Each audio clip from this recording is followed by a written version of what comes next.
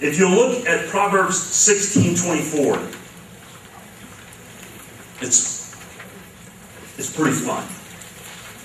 And this is talking about the content of my conversation. So we're saying, since my mouth steers my marriage, then what do I need to pay attention to? Like, where do I need to have my hands on the wheel? And if you look at Proverbs 16:24, it says, pleasant words are a honeycomb, sweet to the soul and healing to the bones. Now, that's refreshing, isn't it? We got to get a little context here, and that's why I'm on board with you. You live in a society where you gathered and hunted, and you were farmers. Then if you happened upon a honeycomb, this is before they had Africanized killer bees and all that stuff, you'd be dead. If you happened upon this, that would be a sight that you did not find very often. It'd be sort of a sweet treasure. It's like finding that dollar bill in your pocket of your raincoat, that you're like, oh, that's kind of cool. I didn't know it was there. It's kind of an unexpected find in life that was refreshing. So it says, pleasant words are kind of an unexpected find in life. But when you happen upon those, you're like, hey, that's kind of cool. There's a honeycomb. So it's got to collect that. It'd be really sweet and refreshing stuff that you would eat. It would really just kind of liven you up. I'm a bit of a runner. I'm not very fast, but I do like to run. And those gel packs, that you can get. When you go about 7, 8, 9 miles, and you're starting to hate life, you're trying to find a happy place, find a happy place, find a happy place, and you put out one of those gel packs, and squish that thing in your mouth after you can talk in about 10 seconds, but you finally get it down, then you feel your eyes brighten. You can see life starts to get a little better. And it says, pleasant words are this unexpected treasure. They're a real unexpected find in life. And as coaches and spouses, oh my gosh, if anybody in the world, when that someone comes up to you and they say, we need to talk, that is not good. But when somebody comes up to you, and particularly if they talk about something that's not coaching related, you're like, you mean you realize I have kids? I thought I was a coach. And they say something kind to you, is that not refreshing? It's an unexpected treasure. So see, what I want you to think about is, since my mouth steers my marriage, let's think about the content of what we have to say. Is the outcome of what I'm saying to my spouse, is the content of that a sort of unexpected treasure that she's found? Or they're just like the same old crap she hears every day? It says right here, pleasant words. That has the idea of content. That they can be an incredible source of life. I really do try to do this. And Michael will lie to you all day, but I'm trying to tell you the truth.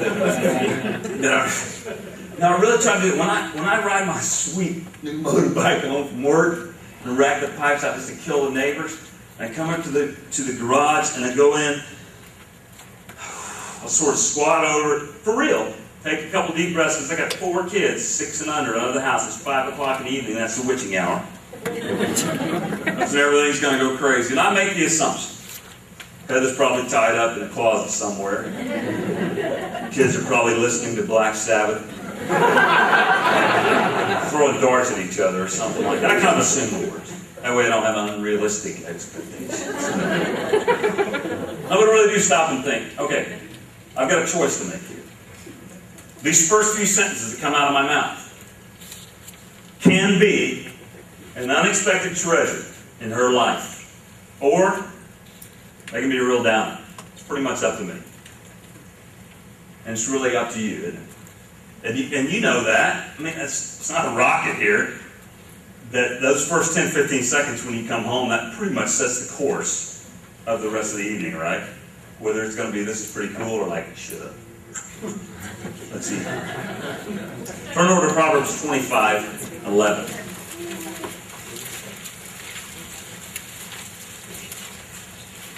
As we talk about the timing of my conversations. Right, the timing of my conversations.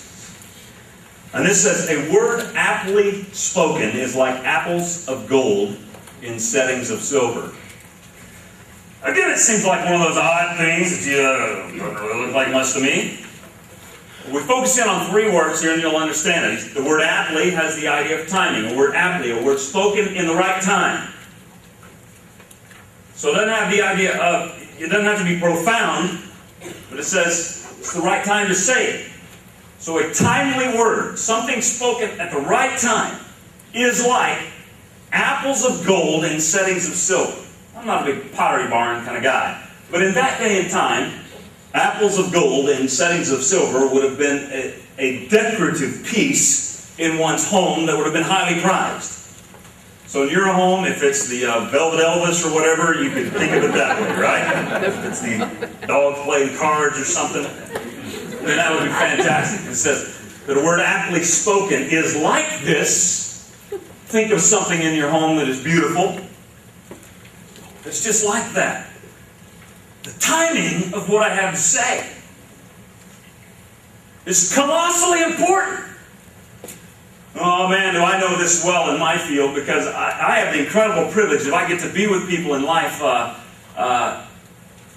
when things are really awesome, like when they have a baby or something, or when they're getting married, although I generally hate doing weddings, but anyway, it's a whole other story. Or, I get there in the pit when someone's died. And here's the thing I tell myself every time I walk in that room is I resist the temptation to try and say something profound. That I realize the timing is huge here. And I say, it really stinks that, you lost a loved one. I don't know how many times people come back and go, whoa, that really ministered to me. You're like, all I do is show up and say that stinks. Yeah, but that was a huge deal.